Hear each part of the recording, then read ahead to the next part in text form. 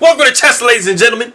Man, you see my Olympic world record swimming form or whatever. That's what I'm gonna do when I get to a beach in the Philippines one day, because I'm coming at some point in life. I'll be there, man. So I got a request a million years ago from one of my subscribers, J. Bruce Finneman. I believe I said that correctly, but you will let me know if I said that wrong. For a Janelle Frayna game from the 2022 Women's World Blitz Championship. And she plays, this is a round 15 game, and she plays Bela Khotenashvili. It's a very, very long name. They usually have like really, really long names. I'm not sure. I can't remember where Roman Hashvili is from, but I mean, I learned to say that name a long time ago, but it's complicated. It's hard to say just from looking at it. But for all of my people that are coming from the Philippines, of course, I will say mabuhay to you. Kamusta na aking makaibigan. I appreciate you guys very much for stopping by. As always, maraming salamat. And anybody who is coming from Georgia, I had to refresh my Georgian. So I say Gamarjoba and Madloba. I appreciate you guys very much for stopping by, man. But if you guys are ready to go, homie, let me line my thing back up again. Let's take a look and see what we got for this game. All right, so we got the move E4. We got C6. So we have the Caro Kann defense. We got knight to F3. Of course, as you guys probably know, especially if you guys that play E4, you have a lot of options here. We do see knight to F3 in the game, so that's what Janelle chooses. But we also have, D4. We got knight to C3. And you also have C4. Kind of going for a Maroxy bind type situation. Some of these moves influence the D5 square. You don't really have a way to completely shut this move down. But to try to gain space and to try to make it as hard for black as possible, you might adopt this, or like I said, knight to C3, just trying to influence the D5 square. And D4 is just the most common move by far. Anyway, so we do see knight to F3. We got the move D5. And the way that Janelle is going to be playing coming up here is not like the most ambitious way. Sometimes when you play chess, you literally just want to get a very solid position. It's more of like a black mindset, but sometimes you can do it as white. Sometimes you just want to play the game with no risk. So that is what we see here. So we see a simple basically a setup going into this. So we got D3, we got G6. Knight B to D2. We see bishop to G7. We got the move G3, E5, and then we have bishop to G2. And we basically have a King's Indian type of setup. So it's more of, a system kind of irregardless of what, your opponent wants to do. So, of course, you're making sure that you're paying attention to, like, serious threats that your opponent can place on you. You really kind of just want to get this setup rolling here. And then castle, and then you are pretty good to go. So we do see knight to E7, then we got castles, rook to E1. And this is all very standard King's Indian type stuff. You can see it played as black as well. You're kind of down a tempo a little bit, so it's a little bit more common to see it from the white side. The King's Indian as black, you see it a little bit differently, but we do see pawn taking E4, knight taking E4, knight down to D5, and we have knight retreating back to C3, which wasn't absolutely necessary, but it definitely wasn't a bad move at all. We got rook over to E8, and then we do have bishop to D2. It really wasn't going to be much for black if they took on C3 and doubled the pawns, because that's not an issue for white. We do see knight to A6, we got H3, knight A to C7.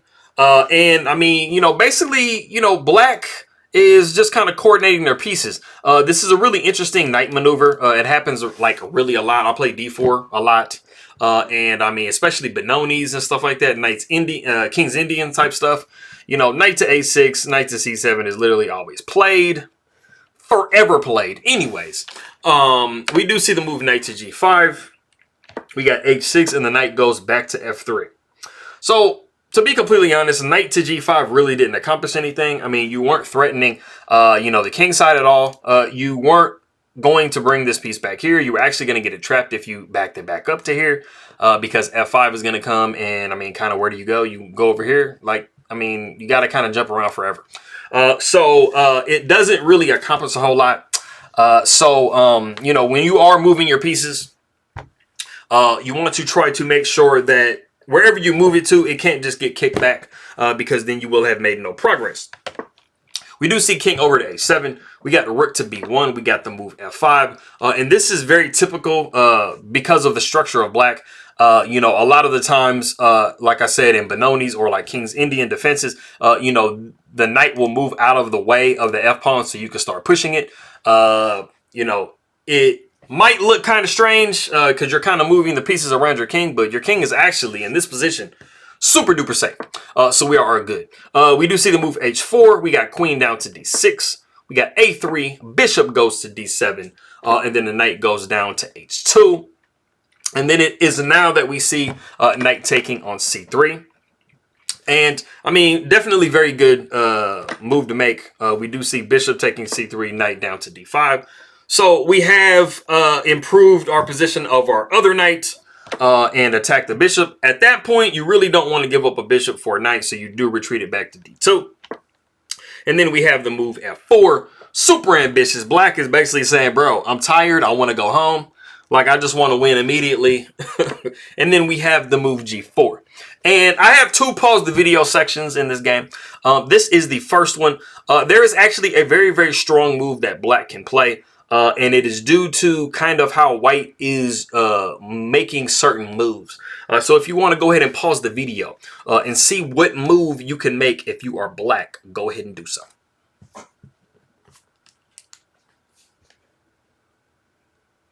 Alrighty then. Oh, I forgot to mention my shirt. Like, you know, I got like the my little Hawaiian jump off, my little, you know, my little, what's it called? Beach jump off roller. Anyways. People used to make comments about it back in the day, but I haven't seen many in recent time. Anyway, the move that I am looking for, the move that we actually saw in the game is g5, and that pretty much just kind of locks everything up. But the move that I'm actually looking for in this position is queen to f6. And as white, this is actually a really hard move to meet. You are going to go on the attack with c4. But then after the knight goes back to c7, you really, I mean, you can start to kind of improve your pieces a little bit. But the main problem that you have is that you are moving these pawns that are in front of your king. And not only that, but you're moving them to squares where they can't really be defended. So especially this h4 pawn, you really don't have any way to defend this pawn. If you move knight to f3, you're just dropping this g4 pawn. So you've kind of overextended your pawns just a little bit. So we would probably see bishop to c3, and then the queen would be taking on h4. And, I mean, this is just an absolute pawn. But this is something that Khotenashvili does miss. So going back to the game, we do see the move g5. So we got the move h5. And this just basically, you know, just locks everything up on the king side. You know, f3 would be coming at some point. So we do see the move c5. We got queen up to e2. Bishop goes to c6. We got the move c4. Knight goes back to e7. We got bishop to e4 with check. King goes back to g8. We got the move b4. Because why not try to open things up? I mean, you got this rook over here. So, I mean, why not open this file up? But black is like, bro, I don't want all of that. And this is actually kind of annoying for this. Because this is actually like a really common maneuver playing against a Benoni as white. So, I mean, you know, when they go b5, b6, you're like, bro, so what am I going to do now? But we do see the move bishop to c3, a rook a to d8. And, you know, white has definitely, compared to the position that we saw before where you got the pawn taken on h4, you know, this is a much better position for white. You know, you kind of have some weaknesses over here if you're black. And these squares right here. I mean, you really don't have anything to worry about if you're white on this side of the board. So we do see rook e to d1. Bishop takes e4, and then pawn takes e4. Why not to get a tempo on this queen? It's really juicy. Look at that. Excellent. The queen does go to e6. We got the move f3. Like I said, completely locking everything up. So now, you know, we have the ability to start trying to maneuver with this knight. We got to do something about this knight, though, at some point. So the knight does go to c6. And then we have super rook on d5. This is actually pretty nice because the problem with that is it's kind of like when you have a knight in the center of the board and it's supported by two pawns. You really kind of don't want to trade because you're going to be helping black get a passed pawn. So it's not the most ideal situation. But, I mean, of course, the computer says it's triple zeros. So we got pawn taking b4, pawn taking b4. We got knight down to d4. And this knight cannot live. Bishop takes d4, pawn takes d4, and then we got queen up to d3. And like I said, you're not worried about the rook taking because you are going to be taking exactly with the C pawn, which is what we see in the game. Do not do this here, because you would be looking at queen checking the king, and you kind of have to take back, and you are going to be helping black do what I just said don't do. So we do see C taking D5. We got queen back to C8. Knight goes down to F1. You want to be kind of careful, because you might be thinking, hey, let me go ahead and attack this queen. The problem is if you go rook to B2, you're looking at queen to C1 with check, and that's really ugly. Don't do that. So, of course, Janelle being, you know, pretty gangster, she says, I'm not doing all of that, bro. So we got knight down to F1, trying to get the knight more into the game. We do see queen to C7. Knight goes to D2. We got rook over to C8, because why not take over the file, homie? Knight goes to B3. We got queen down to C3. And just like I was telling you guys earlier, you know, don't just go off trading, you know, because you might be helping your opponent do some stuff. So, I mean, do not do this, because then this pawn is going to be taking. And, I mean, this is kind of lights out, man. So, of course, Janelle, she's like, bro, I'm too cool for school for that. So she goes rook to D1, avoiding the trade. So sometimes you guys might be looking at games and you're like, bro, why didn't they just trade? Like, this is exactly why they didn't trade. So we do see queen taking on B4. You have to kind of give up that pawn, though, in that particular situation. But this is much better than allowing a passed pawn that's just going to steamroll you to death. So we do see the rook going over to C1. We got rook taking C1 with check. We got knight taking C1, queen going down to E1, which might look kind of scary. But you got queen to F1, which saves the day. Queen goes up to E3 with check. We got king to G2. We got the move A5. Knight goes to D3. We got A4. And, I mean, black is basically just saying, bro, I'm trying to make a queen, which, interestingly enough, does end up happening a little bit later on. We do see the move D6 because white, you know, Janelle's like, bro, I'm going to do the same thing, homie. Like, you're not the only one with pawns. So we got a A3, we got a D7, and of course you have to go bishop to F6. You can't just allow the queening of the piece, or the pawn, I mean. We got E5, you know, cute little deflection tactic. We're hoping that the bishop takes here, so we could just get a queen. But, I mean, black is a little bit too good for that. They are a GM. So we got bishop to E7. We got queen over to B1. And the very interesting, like, blunder, or Ryder Gnava would say blunderacious move is queen to D2 with check. You guys see the bar. Basically, the problem is, I just got done telling you guys earlier in the game that there are all of these weaknesses around the king. And the queen is eyeing all of those squares with this move, queen to B1. The problem is queen to D2 with check literally allows white to get 100% of what they wanted after going knight to F2. Now, how do you prevent the queen infiltrating into your position and your king being like, bro, I'm all over here by myself, man. Why did you do this to me, right? It happens, son. So we do see A2, but this does nothing. We got queen up to B3 with check. The king goes over to F8. We got queen to E6.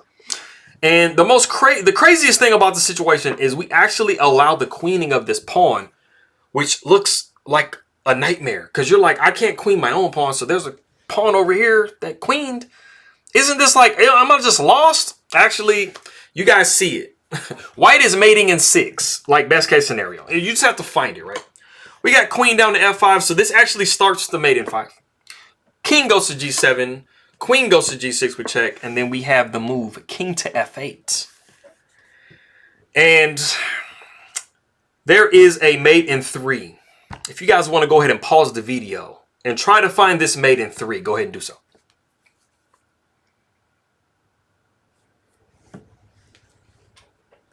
All right, man. Maybe you guys got it. Maybe you guys didn't. The move that was actually played in the game, though, is queen takes H6 with check, which is a very logical move because, I mean, you're going to go for a check first, right? I mean, you know, there's going to be some checks, right? But the problem is that wasn't the only check that was available on the board. One is completely mating in 3. Now, the mate in 3 is you start off with queen to E8 check. If you found this move, and you found the mate in 3, then I'm done, man. Like, you shouldn't watch my videos no more because you're, like, better than me. You're already a grandmaster probably or something. Like, you know, just, I don't know, whatever. Anyways.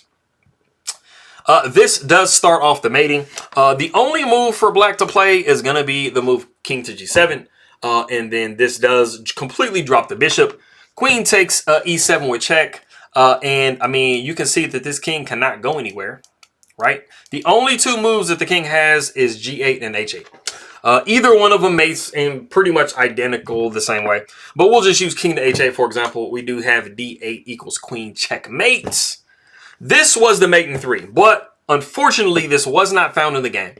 It didn't really too much matter at the end of the day, but we did see the move queen to h6 with check, but this checkmate comes up multiple times. We do see the move king to g8. We got king to g6 up with check. King goes back to f8, so we have another opportunity to do the mate. But we do see queen to h6 with check. Now, I will say this. This is a blitz game, and there's only 10 seconds left for each player. So, I mean, I think that Janelle at this point is kind of trying to build her time up. Correct me if I'm wrong. I don't know. And that is why it is slipping. Other than that, sometimes when you're playing a game, there are just like things that you just don't see. Like there's like a chunk missing in your vision. Especially when you have just, 10 seconds, 9 seconds, or whatever. I mean, it happened to me all the time, bro. You go and you look at the game afterwards and you're like, what? I had a mate in such and such. How did I not see that? Crazy. Anyway, we do see king going over to g8. We see a very, okay, so, Janelle knows that she has a win right here, but she's like, bro, I can't like repeat my position because then we're going to draw. You don't want to do that. So we do see the king going over to f8, queen going back to h6, king going over to g8, and then queen going to g6, king to f8. And then we do see a so we're varying the moves so we don't get threefold repetition. Queen goes to f5 with check. The king goes back to g8. Queen goes to g6. King goes to f8. And then we have the move e6. Like, we have to do something different. I feel like maybe they did kind of repeat, but I mean, it's a blitz game, so I don't know what the rules are with that. But anyways, because this position here, I think was reached like 3 times. Let me see. Okay, so 1, 2. Yeah, so they did repeat. So I guess you have to call I guess you have to call a repetition or something like that. I don't know. The arbiter has to come over. I don't know. Anyways, so we have reached a very interesting position to where now we have e6 that's been pushed. The number 1 move, which was actually played in the game, is queen takes f2 with check. You're like, bro, I just got an extra queen. Why am I giving it away? It's crazy. King takes f2. Queen goes to a2 with check. The king goes down to g1. And I mean, basically, black is figuring they're just going to like zigzag check until they get close to the king, right? Wrong. Queen goes to a1 with check. The king goes up to h2. Queen goes to b2 with check. And then the king goes to h3. And you guys could probably see that black has no more checks. And I think that Janelle has sat there long enough. Well, number 1, I mean, you got mate here in 1. You can still do this type of a mate if you want to. I mean, you just really have a plethora of options. So it is in this position that Khotenashvili does resign the game. And so that gives Janelle the win. And I'll tell you what, black definitely has some chances in this game. I mean, there was definitely some parts where black, you just kind of needed to play just a little bit more aggressively. And they could have had a little something going on. Maybe queen f6 was something, man. But anyways, that is that game. I appreciate everybody very much for stopping by. Medloba from people from Georgia. Maraming salamat aking makaibigan. Pausa na nunod inga king my video. Makito tayo mamaya, and I'm gonna see everybody next time.